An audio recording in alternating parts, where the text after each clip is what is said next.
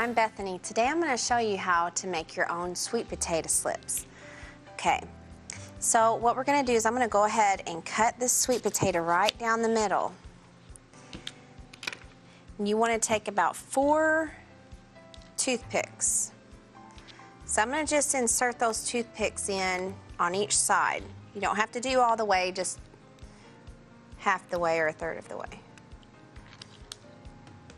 Okay, so after I get done doing this, well, that little toothpick's being ornery. All right, and I'm just going to place it in my water like that. Okay, sometimes, now, what ideally you want to make sure that the water goes all the way up at the top by the sweet potato. It has to be, the bottom has to be covered in water. And I want to explain something to you. A lot of times sweet potatoes, they grow in slips. Regular potatoes grow in eyes, okay? Slips basically is just vines, okay? You can, I'm going to show you the different process of this. Now, I've already started some at home, okay? What you want to do, once you get this done, keep the water up high, okay? Keep it level with the potato. And you want to make sure that it's under either a heating light, a growing light, or you can even do heat pads, however you want to do that.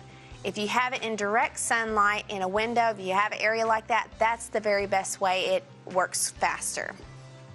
Okay, so this is the process of growing the slips after, I want to say about 2 weeks, okay? And if you want to see on the side, there's little bitty spots that it's starting to grow out, little purple slips are starting to come out. Okay, now we actually have sweet potato slips that's ready to put in the ground. And this is just kind of showing you the difference between regular, like artificial lighting and sunlight. This one has actually been growing for about 2 weeks. This one has been growing for possibly 3 weeks, okay? See the major difference? This about 2.5, 3 weeks. This was in real sunlight. Okay, so now what I want to explain is when we have sweet potatoes, you think, well, Bethany, that's silly, I'll just go buy sweet potato slips. Not always is there going to be sweet potato slips at your local farm stores. So if you want to grow your own, all you have to do is, just like I said, but right now, these are ready to grow. So all you do is you pull the slips out, okay? And I'm just going to pull some of these out.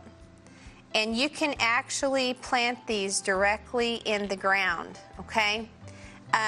What you want to do, what I do to boost my sweet potato slips, you can let them grow longer if you want, just to make them a little more stable. Put them in water for about 2 days, they'll start having roots. And you can leave this sweet potato in here just like it is. And you know what? As long as you keep the water filled and you keep it where it's at, it'll still grow sweet potato slips. So you can probably get anywhere from 12 to 20 sweet potatoes per little slip. So this is just an idea to help you grow sweet potato slips if they're not available to you, okay? And they will continue to grow until the potato has gotten totally, like it has totally decomposed. I'm going to show you real quick on potatoes. This is a regular red potato. I'm going to cut this in half right here. I'm going to explain something to you. If you have a potato, this doesn't have to be seed potatoes. This can be potatoes out of your pantry. If it's growing eyes, it's a really good potato. If it's not growing eyes at all and you've had it for a long time, chances are there's been formaldehyde sprayed on it, and those aren't real healthy potatoes. So the ones that have eyes on them that are growing eyes, those are actually healthy potatoes. Now, this is just a potato out of my pantry, okay? So what you do is everywhere there's an eye, you cut it, okay? So I cut that right there. Everywhere there's an eye, and I'm just, for time's sake, I'm just kind of giving you an idea. There's a little eye there, a little eye there. So I'm going to cut where that little eye is. Okay, so after I'm done doing all of this, and you can do this with your seeding potatoes. If you don't, if you prefer to buy the seeding potatoes, that's great. But cut them everywhere where there's an eye, cut them, let them set a day, plant them in the ground just like that. And you not only have just one potato that you've planted, but you have multiple potatoes just to help you spread them out. So glad you joined us today. Don't forget, for more recipes, crafts, different ideas, go to tct.tv. I'll see you next time.